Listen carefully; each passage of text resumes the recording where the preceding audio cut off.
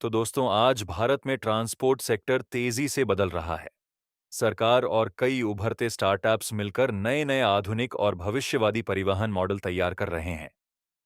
इसी कड़ी में आज की इस वीडियो में हम बात करेंगे ऐसे 5 बड़े ट्रांसपोर्ट प्रोजेक्ट्स की, जो आने वाले वर्षों में देश की यात्रा व्यवस्था को पूरी तरह बदल सकते हैं। सबसे पहले नंबर पर आता है न्यू मेट्रो बस सिस्टम। जैसा कि आप विजुअल्स में देख सकते हैं, ये बसें सामान्य सड़कों पर नहीं बल्कि रेल ट्रैक जैसे विशेष ट्रैक्स पर चलती हैं, ठीक किसी ट्रेन की तरह। इस प्रोजेक्ट को बेंगलुरु में विकसित किया जा रहा है, जहां यह नम्मा मेट्रो को इलेक्ट्रॉनिक सिटी से जोड़ेगा। अब सवाल यह उठता है कि जब हमारे पास पहले से ही मेट्रो और पैसेंजर ट्रेन जैसी सुविधाएं मौजूद हैं, तो फिर इन नियो बसों की जरूरत क्या है? दरअसल, इस प्रोजेक्ट का मुख्य उद्देश्य शॉर्ट डिस्टेंस ट्रैवल को आसान और किफायती बनाना है। इसका इंफ्रास्ट्रक्चर पारंपरिक मेट्रो की तुलना में बहुत जल्दी तैयार हो जाता है।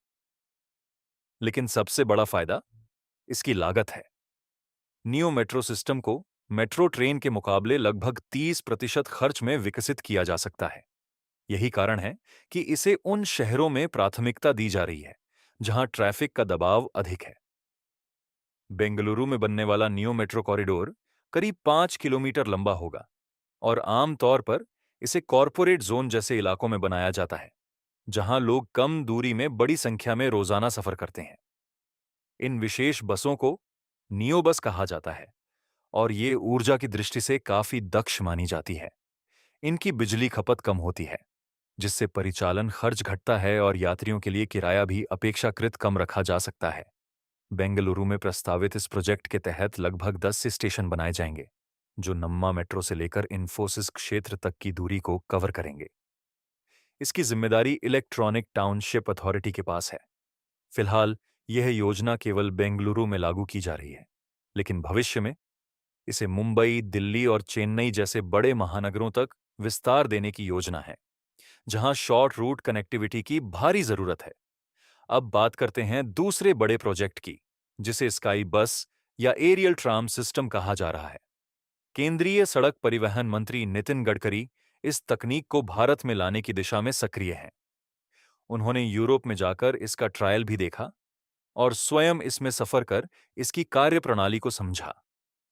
कई यूरोपीय देशों में यह परिवहन का लोकप्रिय साधन बन चुका है। भारत सरकार भी चाहती है कि भविष्य को ध्यान में रखते हुए ऐसे नवाचारों को अपनाया जाए। स्काई बस के माध्यम से न सिर्फ सड़कों पर वाहनों का दबाव कम किया जा सकता है, बल्कि माल परिवहन के लिए भी इसका उपयोग संभव है। वीडियो में जो मॉडल आप देख रहे हैं, वह मलेशिया में संचालित हो रहा है और इसमें एक बार में लगभग 1500 यात्रियों को ले जाने की क्षमता है। ऐसे सिस्टम प्रायः पहाड़ी क्षेत्रों में अधिक उपयोगी साबित होते हैं। भारत में भी इसे पर्वतीय राज्यों और प्रमुख पर्यटन स्थलों पर विकसित करने की योजना है। तीसरा महत्वाकांक्षी प्रोजेक्ट है हाइपरलूप, जिस पर भारतीय रेलवे, आईआईटी और टाटा समूह मिलकर काम कर रहे हैं। कुछ समय पहले आईआईटी के छात्रों ने देश का पहला हाइपरलूप प्रोटोटाइप तैयार किया था, जिसे सफलतापूर्वक टेस्ट किया गया। अब लगभग 1 किलोमीटर लंबा परीक्षण कॉरिडोर विकसित किया जा रहा है, जहां इसकी विस्तृत टेस्टिंग होगी। यदि परिणाम सकारात्मक रहे, तो आगे चलकर एक पूर्ण समर्पित हाइपरलूप कॉरिडोर तैयार किया जाएगा। हाइपरलूप मूल रूप से एक हाई स्पीड ट्रांसपोर्ट सिस्टम है, जो मैग्नेटिक लेविटेशन तकनीक पर आधारित होता है। इसमें पॉड्स विशेष ट्यूब के अंदर चुंबकीय शक्ति की मदद से बेहद तेज गति से चलते हैं। इसकी अधिकतम रफ्तार 1500 से 2000 किलोमीटर प्रति घंटे तक पहुंच सकती है। कल्पना कीजिए, मुंबई से दिल्ली की दूरी केवल 40 मिनट में पूरी हो सकती है। संभावना जताई जा रही है कि इसे मुंबई दिल्ली इलेक्ट्रिक हाईवे के आसपास विकसित किया जा सकता है। इसका कॉरिडोर एलिवेटेड स्ट्रक्चर पर बनाया जाता है, जिसमें ट्यूब नुमा संरचना के भीतर यात्री पॉड्स में बैठकर सफर करते हैं। चौथा प्रमुख प्रोजेक्ट है भारत का पहला हाई स्पीड रेल कॉरिडोर, जिसे हम बुलेट ट्रेन प्रोजेक्ट के नाम से जानते हैं। यह मुंबई और अहमदाबाद के बीच लगभग 512 किलोमीटर की दूरी पर बनाया जा रहा है। इस रूट पर चलने वाली ट्रेन की गति 250 से 350 किलोमीटर प्रति घंटा होगी, जापान में बुलेट ट्रेन तकनीक लंबे समय से सफल रही है और अब भारत भी इसी दिशा में कदम बढ़ा रहा है। रेलवे ने इसके अलावा उत्तर, दक्षिण और पूर्व दिशा में 3 नए हाई स्पीड कॉरिडोर की योजना भी तैयार की है, जिससे भविष्य में देश में एक क्वाड्रिलेटरल बुलेट ट्रेन नेटवर्क विकसित किया जा सके। मुंबई अहमदाबाद कॉरिडोर को 2027 तक पूरा करने का लक्ष्य रखा गया है। इस परियोजना के माध्यम से भारत में हाई स्पीड रेल तकनीक का अनुभव और दक्षता विकसित हो रही है, जिससे आगे के प्रोजेक्ट्स कम समय में पूरे किए जा सकेंगे। पांचवां और अंतिम प्रमुख परिवहन माध्यम है मैग्लेव ट्रेन। वर्तमान में इसका उपयोग जापान और चीन जैसे देशों में किया जा रहा है। जापान ने 2008 में लगभग 600 किलोमीटर प्रति घंटे की गति वाली मैग्लेव ट्रेन विकसित की थी। वहीं 2023 में चीन ने एक नई मैग्लेव प्रणाली तैयार की, जिसका उपयोग मुख्य रूप से माल ढुलाई के लिए किया जाएगा। मैग्लेव भी चुंबकीय उत्तोलन तकनीक पर आधारित है, लेकिन यह हाइपरलूप से अलग है।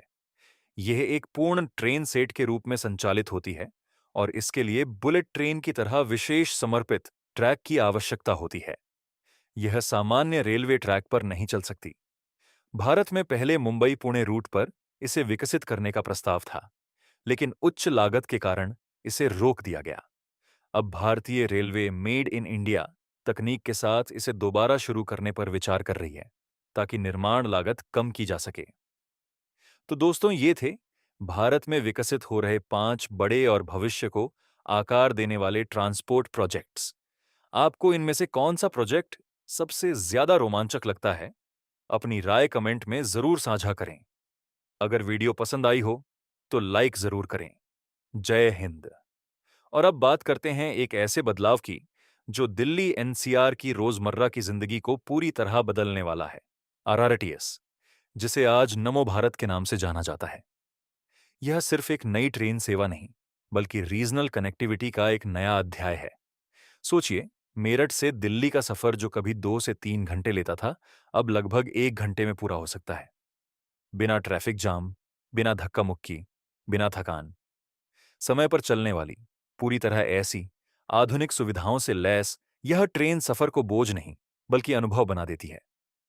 इसकी डिजाइन स्पीड 180 किलोमीटर प्रति घंटा तक है और ऑपरेशनल स्पीड लगभग 160 किलोमीटर प्रति घंटा। औसत गति 100 से 120 किलोमीटर प्रति घंटा के बीच रहती है, जो मेट्रो से कहीं तेज और पारंपरिक ट्रेनों से ज्यादा व्यवस्थित है। अंदर पावर सॉकेट, यूएसबी पोर्ट, आरामदायक सीटें, बिजनेस क्लास, सीसीटीवी और प्लेटफॉर्म स्क्रीन डोर जैसी सुविधाएं इसे हाई-टेक अनुभव देती हैं। इस प्रोजेक्ट को एनसीईआरटीसी द्वारा विकसित किया जा रहा है और भविष्य में कई कॉरिडोर दिल्ली को आसपास के शहरों जैसे अलवर, पानीपत, हापुड़ और अलीगढ़ से जोड़ेंगे।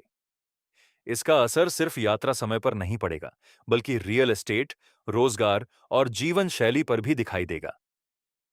लोग छोटे और शांत शहरों में रहकर भी बड़े शहरों में काम कर सकेंगे।